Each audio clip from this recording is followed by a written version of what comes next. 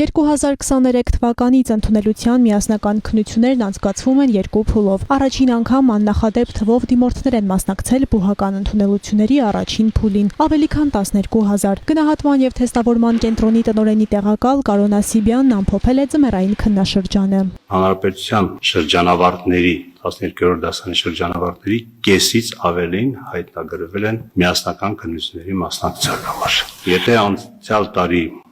մասնակցել է հունվար-փետրվար ամիսներին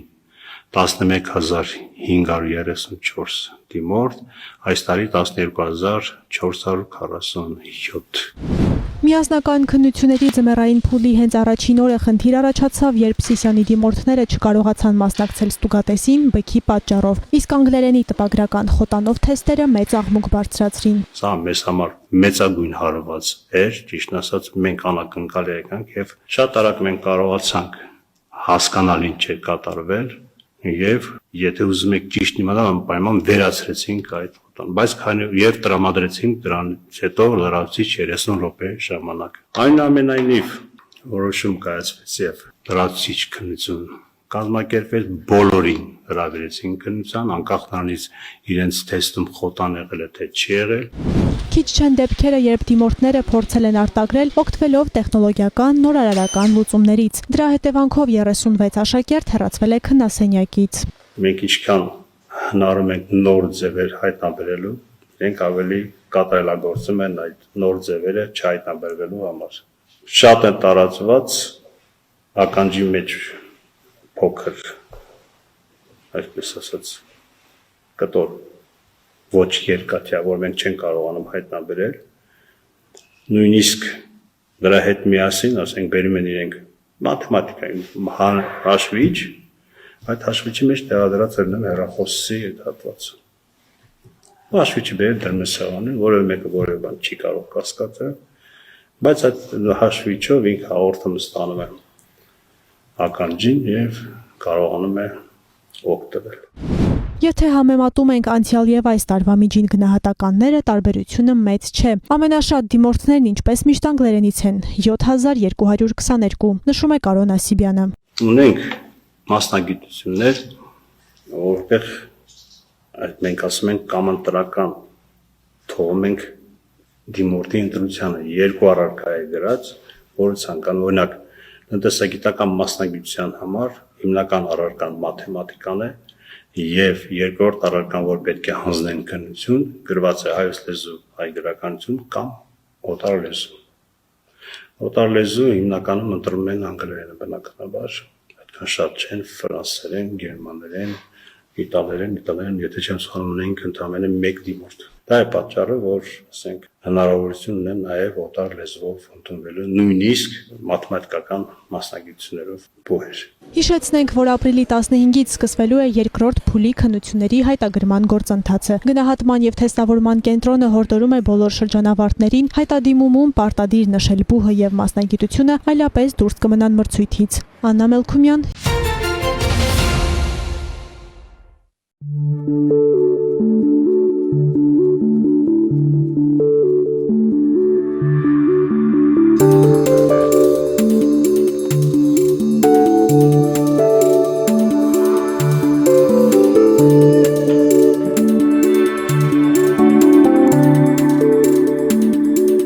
Ես որ զորացրվեցի, վերջացրեցի, տարբեր տեղեր էի գնացել, որպես ոչ թե աշխատող, այլ սովորող։ Դե քոլեջի բազայից բացի պետք է նաև պրակտիկա։ Հասկացա, որ արդեն բավականին հմտացա, բայց դե էլի տեղ ունեի։ Ու արդեն կարելի ասել աշխատանքել էի ման գալի, դիմեցի սոցիալ ծառայություն, իմացել էի, որ այդպես ծրագիր կա, ընթացքում արդեն ասեցին այս կազմակերպության, այս լաբորատորիայի մասին ու արդեն իմը գտել եմ, աշխատում եմ, դեռ բավականին տեղ էլի կա աճելու, զարգանալու։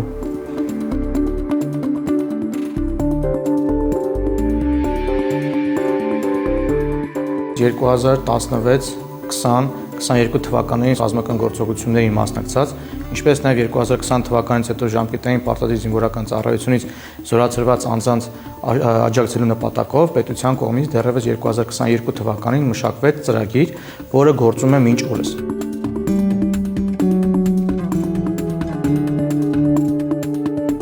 2023 թվականի տեղանումից հետո,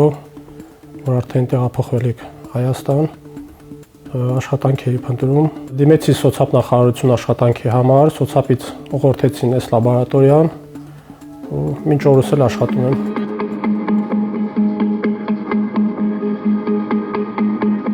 Մասնավորապես ծրագրով նախատեսված է աջակցության 3 ուղղություն։ Առաջի ուղղությունը հետևյալն է. նախ գործատուն է որոշում, ինչպես ասացի, եւ օրինակ առաջի դեպքում գործատուն կարող է որոշել, որ նախքան իր մոտ աշխատանքի անցնելը անհրաժեշտ է որպեսզի մեր շահառուն ուսուցում անցնի։ Ուսման վճարն է տրամադրվում, կրթաթոշակ է տրամադրվում եւ նաեւ գործատուին տրամադրվում է հարկերի վերադարձ ոչ ավել քան 50,000-ի սահմաններում։ Տղաները իրանք են ընտրում, որով են ուզում ուղղորդվել, աշխատել։ Նախարարության հետ մենք համագործակցում ենք, շատ լավ ծրագիր է, ես շատ լավ եմ գնահատում, հնարավորություն է տալիս սովորեն տղաները աշխատեն, դա օգնություն է իրանց, նաև գործատուին։ Չունեի բավարար փորձառություն, ընտրել եմ սովորել, հետո աշխատանքի ընդունել կետը, հիմա սովորելու բաժինը կարելի ասել արդեն որոշ չափով ավարտել եմ, սկիզբով չափ արդեն աշխատում եմ, մոմով եմ աշխատում, մեկ էլ կարկասներ եմ նստացնում, դրա հետ համատեղ սովորում եմ կերամիկա հավաքել։ Կարող եմ գործատուն ընտրել երկրորդ տարբերակը, որը նշանակում է հետևյալը, որ անհրաժեշտ չէ նախապես ուսուցանվել աշխատելու համար, այլ անհրաժեշտ է ընդհանրապես գործատուի մոտ անցնի փորձառություն, դրանից հետո արդեն դառնա նաև շարունակելով հարաբերությունները որպես աշխատող։ Առաջին 3 ամիսները պետության կողմից տրամադրվում է եւ աշխատավարձը, եւ հարկերը, աշխատավարձը ոչ ավել քան նվազագույն ամսական աշխատավարձի չափով, հարկերը ոչ ավել քան 25,000-ի չափով։ Իսկ դրանից հետո եւս 9 ամիս տրամադրվում է միայն հարկերի մասով վերադարձ, ոչ ավել քան յուրաքանչյուր ամսվա համար 50,000 դրամի սահմաններում։ Ի շնորհիվ նախարարության կարելի ասել իմ բախտն էլ է բերել, որ նման մասնագետներ ես ձեռք բերեցի։ Համակարգչով մոդելավորումն եմ անում եւ այդ մոդելավորումը ֆրեզերավորման ստանոկի միջոցով ստանում եմ։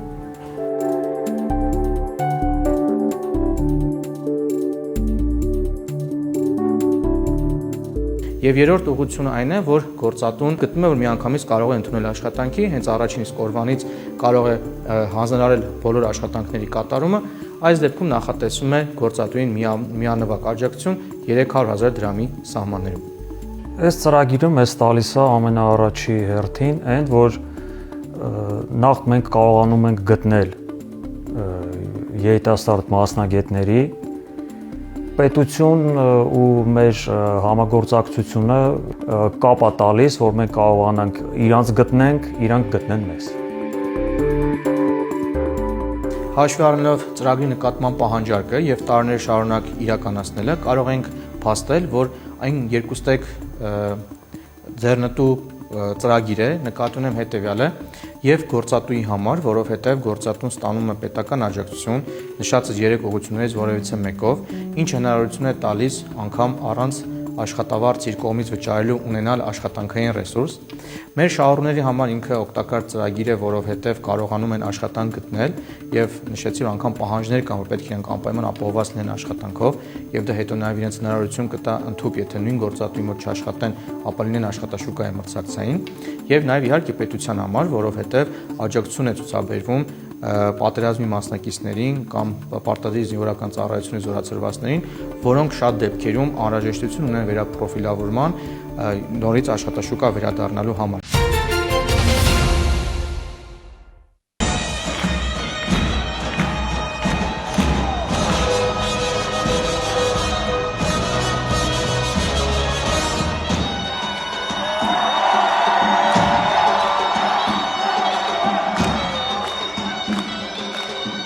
Մարզահամերգային համալիրի բեմից հնչում է հայկական ձայնային էպոսը։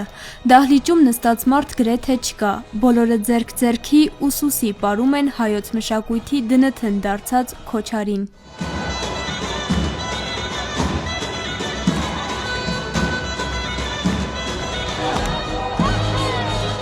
Այս երեկոն ծնվել է կարոտից։ Երիտասարդ ստեղծագործող Սերուժ Բաղդասարյանը, որ ծնվել ու մեծացել է Լիբանանի մայրաքաղաքում Բեյրութում, 15 տարի առաջ մշակել ու նոր հնչողություն է տվել Կոմիտասի կռունկ ստեղծագործությանը։ Հետո հասկացել, որ հայկական ավանդական երաժշտությունը նորովի հնչեցնելու հերթը իրենն է։ Տարիներու ընթացքին ես ավելի մոտեցա ֆիլմի նման սաունդթրեքի նման երաժշտություններու ներշնչվելով դարբեր ֆիլմերի սաունդթրեքներով, ինչպես Hans Zimmer-ը եւ այլն, ad միտքս ad բան եկավ, խաղապար եկավ, որ ինչու մենք մեր հայկական երաժշտությունները չենք ներկայացնել կինոյի հզոր էպիկ որ գասեն ad ոճի մեջ, որ ինքը կներքն մեջը գա, այսինքն սիմֆոնի օրկեստրոն, այսինքն քիչ մը էլեկտրոնիկ սայներ, մեր հայկական ժող գործիքները, քիչ մը վոկալ։ Ֆոլք երաժշտությունը սիմֆոնիկ մշակմամբ ներկայացնելու գաղափարը ծնվեց 6-7 տարի առաջ։ Սերուժ Բաղդասարյանը Հայաստանի պետական սիմֆոնիկ նվագախմբի ղեկավար Սերգեյ Սմբատյանին նամակ ուղարկեց։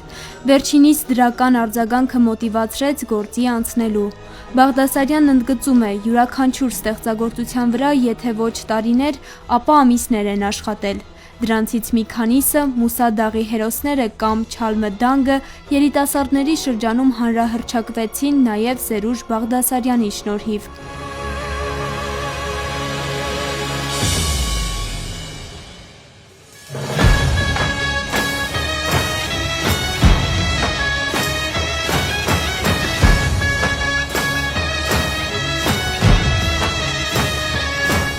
Չալմու թանգն իմ ամենասիրած գործերից մեկն է, որովհետև ինքը կներկայացնի մեր հբարտ անցյալը եւ այդ կետին իմ համար շատ կարեւոր է մեր երաժշտությունները ներկայացնենք հբարտությամբ, հզորությամբ, նոր այսպես շունչ մտարով, որովհետեւ ժողովրդին լավ խոսք մտանք։ Սիմֆոնիկ նվագախմբի համար երաժշտությունը գործիքավորել է Մարտին Ուլիխանյանը։ Նա ընդգծում է ավանդական երգպարերը բոլոր ժամանակներում նորովի ներկայացնելու փորձեր եղել են։ Կարևոր է սակայն, որ մշակողները չաղավաղեն դրանց բովանդակությունը։ Քանի որ մեր ազգային երաժշտությունը մոնոդիկ է իր էությամբ, այսինքն մեկ ձայնանի է եւ ունի դամ, դա հնարավորություն է տալիս տարբեր ձևերով հարմոնիզացնել այդ երաժշտությունը եւ ժամանակները փոխվում են տարբեր ձևով, տարբեր կոմպոզիտորներ մշակում են այս երաժշտությունը։ Այս պարագայում այս երաժշտությունը մշակվել է ավելի ժամանակակից ձևով, այսինքն այսօրվա ժամանակակից ձևով, հնչողությամբ կինո երաժշտության շատ անգամ, էպիկ հնչողությունների, էլեկտրոնիկայի օգտագործմամբ եւ արդի ձևով ներկայացվում է հանդիսատեսին ոչ շատ փոփոխություններ ենթարկելով օրիգինալ երաժշտությանը։ Հենց դա շատ կարեւոր է, որ մեր պարերը հնարավորինս պահպանված են իրենց ձևով եւ մեղեդիներով։ Երևանի պետական կամերային երգչախմբի համար ստեղծագործությունների որոշ հատվածներում տեքստեր է գրել Հայաստանի պետական սիմֆոնիկ նվագախմբի ծրագրերի համակարգող Տաթև Եղիազարյանը։ Օրինակ բառերից մեկը, որ կարծում եմ կարևոր է, գրել եմ, որ մեր մշակույթի զարգացման բանալին մեր միասնության մեջ կգտնվի։ Հետո իհարկե էլի լիքը շալախոյի մեջ եմ դա գրել եւ նաեւ էլի ահագին բառեր, որ հենց երգից վերցրել եմ ուղակի օգնել եմ, որ երգչախումբը ավելի հստակ բառեր ունենա։ Եղիազարյանը մեծացել է Նյու Յորքում, հայրենիք է վերադարձել 1.5 տարի առաջ։ Ասում է հուզվում ու հպարտանում է, հատկապես երբ բեմից տեսնում է, ինչպես են երիտասարդները պարում ազգային հնչյունների ներքո։ Ինքան եմ հպարտանում, որ տեսնում եմ, որ ջահել սերունդը վերականգնում եւ պարում է այս բոլոր գործերի ընթացքում եւ պարերը հստակ նրանք գիտեն։ Ես որպես Նյու Յորքում մեծացած անձնավորություն բեմում ինքս փշաքաղվում եմ դրանից եւ մի ուրիշ տեսակ էներգիա է մեզ ջահել սերունդը տալիս։ Նենց որ սա ամենակարևոր էլեմենտներից մեկն է մեր ազգի զարգացման համար եւ մեկ էլ մի բան մեր միասնության համար այն որ ասենք սա սփյուռքա հայա բաժանա սևանա սպիտակա երաժշտության միջոցով հենց այս համերգների միջոցով նմանպիսի ծրագրերի միջոցով մենք միանում ենք իրար որը ամենակարևոր բանն է իմ կարծիքով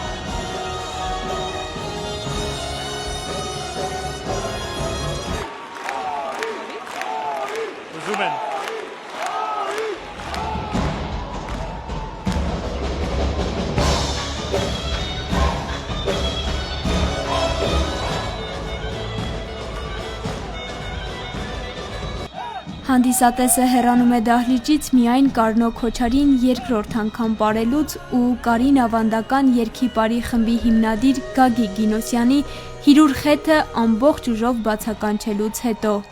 Անահիտ Սվարյան, Տիգրան Մաթևոսյան։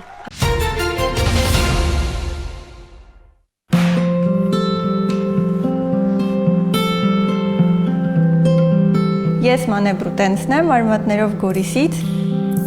Ստեղծել եմ Բրուտեն Ceramics բրենդը, հայկական նորաոճ բարձրորակ սպասք, որը որ վերջին 8 տարիների ընթացքում դարձավ շատ հայտնի հայկական շուկայում, բաժակներով, թեյնիկներով, մեր ծաղկամաններով, հայկական տողերով, ստացվեց կենցաղային, բայց արվեստի գործ, որը որ ամեն մեկը կարող է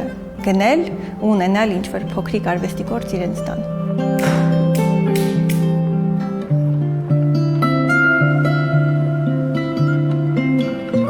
Առաջի 4 տարին ես ամբողջովին միայնակ էի ամեն ինչ անում, ստեղծում, նկարազարդում, թրծում, առաքումներ կազմակերպում, բոլոր process-ները ես էի անում։ Հետո հասկացա, որ պատվերները շատանում են ու ճանաչելիությունը բրենդի մեծանում է ու իմ արվեստանոցում թիմը մեծացավ։ Սկզբից 1 օգնական ունեի, հետո 2 եւ հիմա մեր թիմը 8 հոգուց է բաղկացած ու մենք ստեղծում ենք մեծականակ պատվերներ, նաև ռեստորանների, հյուրանոցների համար, ոչ միայն անհատական։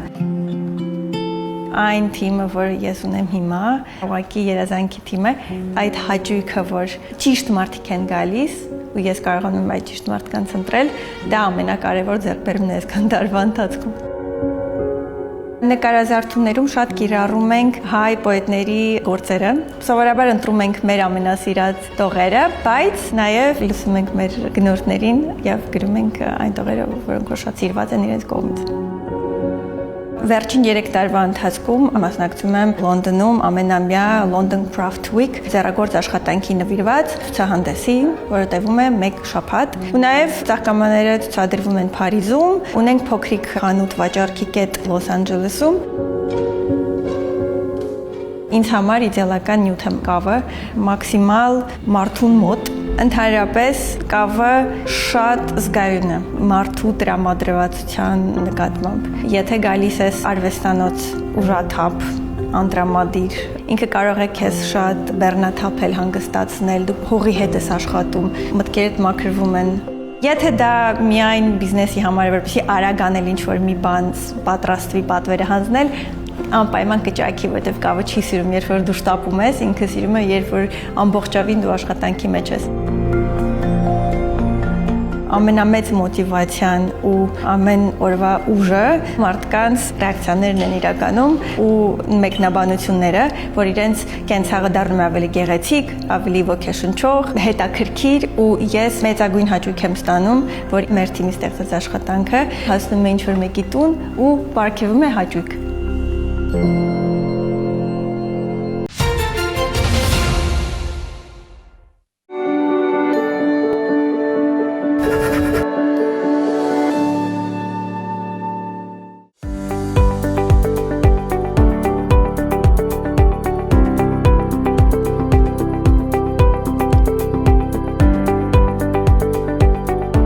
Երբ օրվա ռիթմը թելադրում են զանգերն ու նոտաները եւ օպերատիվ կառավարման կենտրոնի ահազանգերին փոխարինելու են գալիս երաժշտական գործիքների նուրբ հնչյունները, ծառայողական կարգուկանոնը լրացվում է արվեստի ձեռագրով։ Առաջին հայացքից իրարամերժ այս երկու աշխարհների հիմքում նույնն է՝ լսելու բացարձակ ունակությունը։ Փրկարար ծառայության ճգնաժամային կառավարման, այնուհետև օպերատիվ կառավարման կենտրոնում աշխատած տարիները Հայկ Մելիքբեկյանի մեջ արմատավորել են մասնագիտական այնպիսի կոփվածություն, որը նրան չի լքում նույնիսկ աշխատանքային լարված պահերին։ Հենց այդ հատկանիշն է նրան օգնում նաև բեմում Իջևան համայնքի երաժշտական դպրոցի ժողովրդիկների համույթի աշխատանքը համակարգելիս։ Որպես հմուտ քամանչահար եւ համույթի գեղարվեստական ղեկավար, նրա առաքելությունը դարձյալ մարդկանց օգնելն է, բայց այս անգամ ստեղծագործական ներուժը ներդաշնակելու եւ հոգիներ խաղաղեցնելու միջոցով։ Եթե օպերատիվ կառավարման կենտրոնում ամեն ինչ վարքյանի ճշգրտությամբ է եւ սխալվելու իրավունք չկա, ապա երաժշտության աշխարհն անսահման է եւ ինքնադրսևորվելու լայն հնարավորություն է ընձեռնում։ Հայկ Մելիքբեկյանն ասում է, որ տաղանդը ընտանիքից է ժառանգել։ Հայրս միշտ երգում էր, մայրս էլ միշտ ուղղում էր, երբ որ երգում էինք, եղբայրս էլ ակարդեոն էր նվագում, քույրերս էլ էին երգում, տենց ընտանեկան անսամբլ ունեինք։ Հիշում եմ երկրորդ դասարանում երևի երաժշտական դպրոցի տնօրենը Սփյուռքահայ էր, Քեշիշյան էր ազգանունը։ Եկել էր ոնց որ ընտրում էր տենց շնորհալի երեխաներ երգող, որպեսզի երաժշտական դպրոց մոտենան։ Ես էլ իմ թղթերը վերցրեցի, տարա տենց երաժշտական դպրոց տնօրենին տվի ու երաժշտական դպրոց ընդունվեցի։ Հայկ Մելիքբեկյանի համար ծառայությունն ու արվեստը նույն հարթության վրա են, քանի որ երկու դեպքում էլ առանցքում մարդն է, մեկում նրա անվտանգությունը, մյուսում հոգևոր վայելքը։ Երբ ավարտվում է հերթափոխն ու հեռախոսակապին փոխարինելու են գալիս երաժշտական գործիքներն ու բեմը, ծառայողական կարգապահությունն ու արվեստի անկաշկանդությունը դադարում են հակադրվել, ստեղծելով մի նոր ինքնատիպ ձեռագիր։